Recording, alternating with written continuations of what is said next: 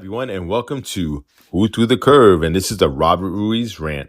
And today we're going to be speaking on Zosia, the 17th century vampire buried with a blade over her neck. All right, let's sink our teeth into the legend of Zosia, the 17th century vampire who's giving archaeologists sleepless nights. Brace yourself for a darkly humorous journey through history's macabre side. Here we go. The 17th century, a time when people believed bathing was optional, witch hunts were all the rage, and anyone who seemed a tad too lively after death was automatically labeled a vampire. Enter Zosia, the unfortunate soul who found herself at the center of a terrifying and bizarre burial practice. Researchers are now peeling back the layers of this eerie tale, and it's every bit as spine-chilling as you'd hope. Let's speak on the discovery. In a quaint village in Poland, a team of archaeologists stumbled upon something straight out of a Gothic horror novel, a skeleton with a blade strategically placed over the neck. The locals probably whispered tales of Zosia, the vampire who wouldn't stay dead, necessitating such drastic measures.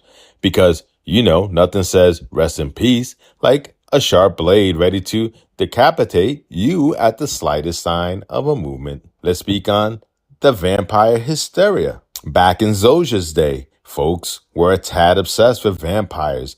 Any unexplained death, plague, or night terrors were often blamed on these nocturnal bloodsuckers. If you died under suspicious circumstances or even looked a bit too healthy post-mortem, congratulations, you were a prime candidate for vampiric accusations.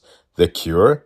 A blade over your neck, just in case you decided to pull a Lazarus and come back from the dead. It's a foolproof plan, right? Because if you're going to be an undead menace, you might as well make it interesting. Let's speak on the science behind the superstition. Modern researchers armed with the science and a healthy dose of skepticism are diving into the real story behind Zosia. Turns out the whole vampire gig may be less about drinking blood and more about the misunderstanding of decomposition. Corpses can bloat, shift positions, and even appear to bleed as they decompose, which freaked out our ancestors to the end. Instead of chalking it up to a natural process, they went with the more exciting explanation: vampire. Let's speak on the practicality of blades. Let's talk about the blade itself. While it might seem excessive to us, it was a practical, if gruesome, solution for the terrified villagers. In their minds, it was a necessary precaution to ensure Zosia didn't rise from her grave for a midnight snack. Because nothing ruins a good night's sleep like your dead neighbor knocking on your door, asking to borrow a cup of blood. Let's speak on modern interpretations.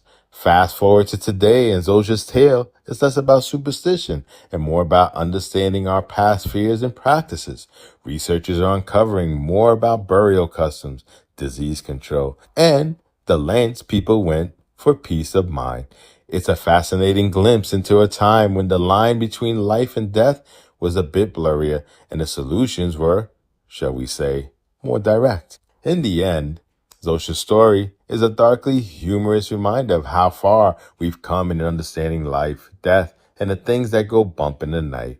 While we might chuckle at the idea of a blade-wielding grave, it's a testament to the human desire for safety and control, no matter how misguided. So the next time you hear a creak in the night, remember Zosia and be grateful for our modern, less stabby ways of dealing with the unknown.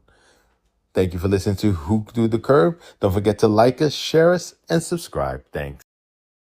In the dirt I was raised on, know how to put in work, grinding all day, it's game on. My skin is thick, yeah, it's tough. Running, yeah, we stay alive. Ain't gotta look nowhere else. All of this greatness inside.